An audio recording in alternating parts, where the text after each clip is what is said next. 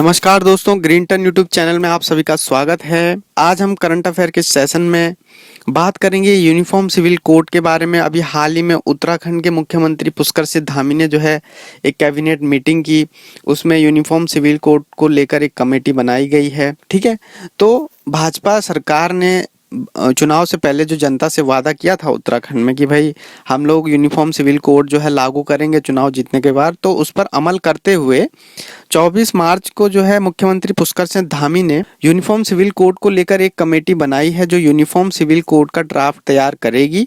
और 24 मार्च को ही जो है राज्य मंत्रिमंडल ने इस प्रस्ताव को हरी झंडी दे दी थी। ठीक है, तो अब आने वाले समय में हो सकता है उत्तराखंड में यह जो है लागू हो जाए। तो आज का जो हमारा टॉपिक है वह है यूनिफॉर्म सिविल कोड। ठीक है, इसके बारे में आपको हम बताएंगे कि क्या यूनिफॉर्म सिविल कोड होता क्या है। ठीक है, इसके इतिहास के बारे में आपको बताएंगे और यूनिफॉर्म सिविल कोड को लागू करने में क्या क्या चुनौतियों का सामना करना पड़ सकता है। और अंत में आपको बताएंगे कि इससे संबंधित प्रश्न क्या हो सकते हैं, आपके आगामी परीक्षाओं के लिए क्या प्रश्न इससे बन सकते हैं। तो चलिए दोस्तों, सबसे पहले आपको बताते हैं यूनिफॉर्म सिविल कोड होता क्या है। तो यूनिफॉर्म सिविल कोड यानी कि समान नागरिक संहिता, यूसीसी इसे कहा जाता है। तो इसका जो प्रावधान संविधान में राज्य की नीति निर्देशक सिद्धांत के अनुच्छेद 44 के तहत परिभाषित इसको किया गया है। तो इसमें कहा गया है कि भारत के पूरे क्षेत्र में नागरिकों के लिए एक समान नागरिक संहिता को सुरक्षित करना राज्य का कर्तव्य है। अगर आपको आसान भाषाओं में समझाऊं तो इसका जो है अर्थ जो है वह है एक देश एक शासन।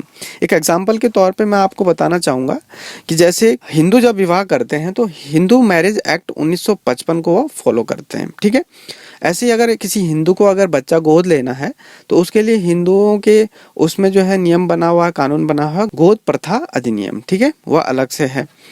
ऐसे ही मुस्लिमों की अगर बात करें, मुस्लिमों के लिए मुस्लिम पर्सनल लॉ चलता है।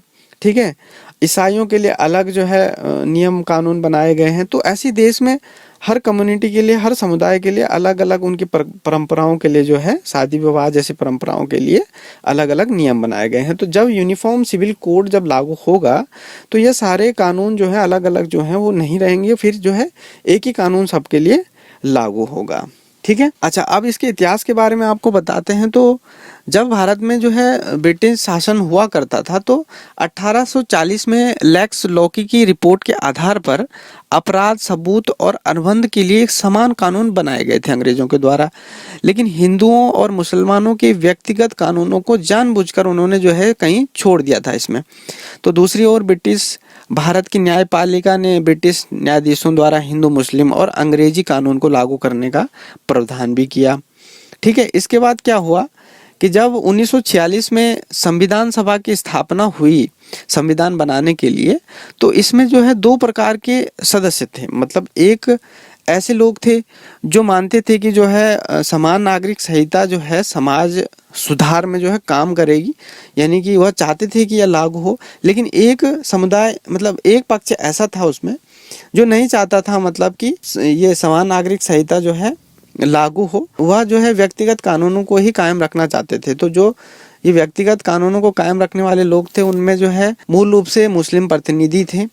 ठीक है, यानी कि अल्पसंख्यक समुदाय के लोग भी थे, मुस्लिम प्रतिनिधि भी थे जो इसका विरोध कर रहे थे कि भाई नहीं, व्यक्तिगत कानून ही जो है कायम रखने चाहिए। ठीक है, तो इसका नतीजा ये हुआ कि डीपीएसपी यानी राज्य नीति के निदेशक सिद्धांत के भाग में अनुच्छेद 44 के तहत संविधान में केवल एक पंक्ति जोड़ी गई। ठीक है, उस पंक्ति में क्या था? उस पंक्ति में कहा गया कि राज्य भारत के समस्त राज्य क्षेत्र में नागरिकों के लिए एक समान नागरिक संहिता प्राप्त कराने का प्रयास करेगा। चलिए अब आपको बताते हैं कि देश में गोवा ऐसा राज्य है जहां पर जो है यूनिफॉर्म सिविल कोड लागू है। अब यह कानून अगर उत्तराखंड में लागू होता है, यानी यूनिफॉर्म सिविल कोड अगर उत्तराखंड में लागू होता है, तो उत्तराखंड देश का पहला ऐसा राज्य बनेगा जो इस कानून को लागू करने जा रहा है। ठीक है, अब देखिए मैं पहला क्यों कह रहा हूँ, मैंने तो पहले कहा कि गोवा है, लेकिन गोवा इसलिए भारत का पहला राज्य नहीं है क्योंकि गोवा में जो है जब पुर्तगाली शासन हुआ करता था उस समय से जो है यह कानून लागू है। यानी गोवा का जो भारत में विलय हुआ था 1961 में हुआ था, लेकिन जब पुर्तगाली शासन वहाँ पर था तो 1867 में पुर्तगाली सिविल कोड वहाँ पर लागू किया गया था। तब भारत में ब्रिटिश राज में भी ये जो सिविल कोड जो है नहीं बनाया गया था, लेकिन पुर्तगाल सरकार ने उस समय जो है यह सिविल कोड जो है लागू किया था। और साल 1961 में जब गोवा सरकार बनी, मतलब जब भारत में गोवा का विलय हुआ, तो उस समय गोवा सरकार यूनिफॉर्म सिविल कोड के साथ ही बनी थी। अच्छा, गोवा की यहाँ पर बात आई है भारत में विलय होने की, तो एग्जाम की दृष्टि से थोड़ा सा इम्पोर्टेंट हो गया है, तो यह बताना आपको जरूरी है। चलिए मैं आपको बताता हूँ कि क्यों जरूरी है। देखिए, पूछ सकता है एग्जाम में कि भाई गोवा का भारत में विलय कब हुआ था और गोवा को भारत में विलय कराने के लिए भारतीय सेना द्वारा कौन सा ऑपरेशन चलाया गया था। देखिए, 19 दिसंबर 1961 को भारतीय सेना ने गोवा दमन द्वीप के भारतीय संघ में विलय के लिए ऑपरेशन विजय चलाया था। ठीक है, तो इसके परिणाम स्वरूप गोवा दमन और दीव भारत का एक केंद्र प्रशासित क्षेत्र बना। ठीक है, और 30 मई 1987 में केंद्र शासित प्रदेश को विभाजित किया गया और गोवा भारत का 25वां राज्य उस दिन बन गया। ठीक है, तो ये थोड़ा सा इम्पोर्टेंट है, इस चीज को आप देखिए एग्जाम में पूछ सकता है। अच्छा, अब आगे चलते हैं, फिर से टॉपिक पे आते हैं। अब जो है जब भी यूनिफॉर्म सिविल कोड की बात आती है तो एक बहुत चर्चित केस जो है सामने आता है, वह है 1985 शाहबानो केस।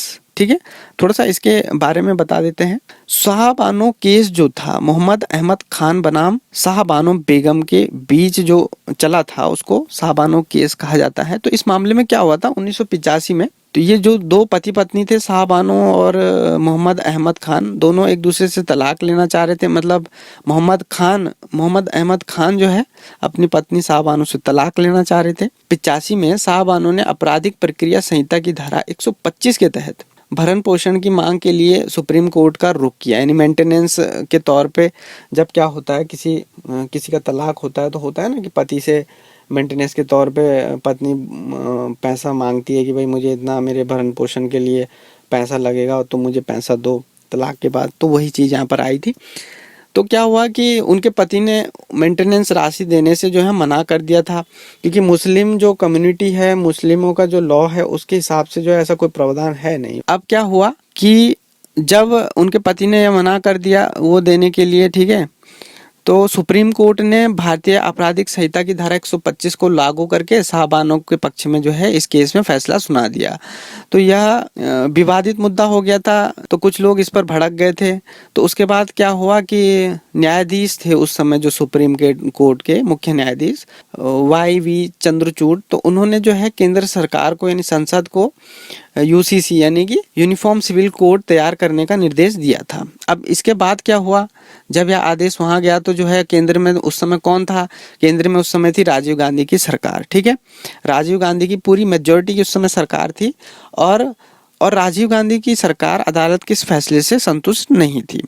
ठीक है, इसका समर्थन करने के बजाय उन्होंने सरकार ने जो है शाहबानो के मामले में सुप्रीम कोर्ट के फैसले को रद्द करने के लिए मुस्लिम महिला अधिनियम 1986 अधिनियमित किया और मुस्लिम पर्सनल लॉ को तलाक के मामले में प्रबल होने दिया। ठीक है, तो इस अधिनियम में यह उल्लेख किया गया था, मतलब मुस्लिम पर्सनल लॉ में जो है यह उल्लेखित किया गया था कि मुस्लिम महिला को तलाक के बाद केवल 3 महीने, यानी जब उसका तलाक हो जाता है तो उसके 3 महीने के लिए मेंटेनेंस का अधिकार है और फिर उसका मेंटेनेंस राशि जो है वो उसके रिश्तेदार या वक्फ बोर्ड को हस्तांतरित कर दी जाएगी। तो यह एक प्रचलित मामला है, इसलिए आपको बताया है। अब हम आगे बढ़ते हैं कि समान नागरिक संहिता लागू करने में आने वाली चुनौतियां क्या हो सकती हैं। देखिए, हिंदू धर्म में विवाह को एक संस्कार माना जाता है, वहीं अगर हम मुस्लिम कम्युनिटी की बात करें तो इसको एक कॉन्ट्रैक्ट टाइप से माना जाता है। कॉन्ट्रैक्ट होता है जैसे, वैसे ही इसको माना जाता है। ईसाइयों और पारसियों में भी रीति रिवाज अलग अलग हैं। तो लिहाजा व्यापक संस्कृति विविधता के कारण निजी मामलों में एक समान राय बनाना व्यावहारिक रूप से बेहद मुश्किल सरकारों के लिए हो सकता है। दूसरी समस्या है कि अल्पसंख्यक समुदाय जो है, विशेषकर अगर मुसलमान कम्युनिटी की हम बात करें तो उनकी एक बड़ी आबादी का मानना है कि जो समान नागरिक संहिता है वो उनकी धार्मिक आज़ादी का उल्लंघन है। देखिए, इससे निजी मामलों पर जुड़े सभी पहलों पर सरकार को विचार करना होगा, ताकि जो है जैसे विवाह, तलाक, पुनर्विवाह आदि जैसे मसलों पर किसी मजहब की भावनाओं को ठेस न पहुंचे, है ना। और इसके लिए कानून बनाना भी इतना आसान होने वाला नहीं है। चलिए अब आगे बढ़ते हैं, आपको बताते हैं यूनिफॉर्म सिविल कोड से संबंधित प्रश्न हो सकता है आगे आने वाले एग्जाम्स में आपको इस टॉपिक से जो है कोई क्वेश्चन मिल जाए। तो पहला क्वेश्चन है, यूनिफॉर्म सिविल कोड के बारे में निम्न में से कौन सा कथन सही है? पहला कथन है, संविधान के अनुच्छेद 44 में राज्य को अपने नागरिकों के लिए एक समान नागरिक संहिता के लिए प्रयास करने की आवश्यकता है। दूसरा है, पुडुचेरी में एक समान नागरिक संहिता है जिसे फ्रांसीसी नागरिक कोड कहा जाता है। तीसरा है, एक एकीकृत कोड अनिवार्य है जो भारतीय समाज में कमजोर वर्गों की सुरक्षा और राष्ट्रीय एकता और एकजुटता को बढ़ावा देने के लिए है। ए ऑप्शन है केवल 3, बी ऑप्शन है केवल 1 और 3, सी ऑप्शन है केवल 2 और 3, डी ऑप्शन है केवल 1 और 2। देखिए पूरा टॉपिक आपको बता दिया गया है, इसका उत्तर आपको कमेंट सेक्शन में हमें लिख के बताना है। नेक्स्ट क्वेश्चन है कि भारत के किस राज्य में समान नागरिक संहिता है? इसका ए ऑप्शन है मेघालय, बी ऑप्शन है केरल, सी ऑप्शन है हरियाणा और डी ऑप्शन है गोवा। तो इसका आंसर भी आपको कमेंट सेक्शन में बताना है। इन दोनों क्वेश्चनों के आंसर आपको कमेंट सेक्शन में हमें बताने हैं। तो दोस्तों आज के लिए इतना ही। वीडियो आपको अच्छा लगे तो अपने दोस्तों के साथ इसे जरूर शेयर कीजिएगा। बहुत इंपॉर्टेंट ये मामला है, अगर उत्तराखंड में लागू होता है तो आप लोगों को पता होना चाहिए यूनिफॉर्म सिविल कोड होता क्या है। और दोस्तों वीडियो को लाइक जरूर कीजिएगा, वीडियो पे कमेंट जरूर कीजिएगा। और जिन लोगों ने हमारे चैनल को सब्सक्राइब नहीं किया है, जो लोग हमारे चैनल पर नए आए हैं, वो हमारे चैनल को सब्सक्राइब जरूर कीजिएगा, क्योंकि ऐसी नॉलेजेबल वीडियो हम आपके लिए लेकर आते हैं। तो दोस्तों मिलते हैं अगले वीडियो में, तब तक के लिए अपना ध्यान रखिएगा। धन्यवाद। जय हिंद।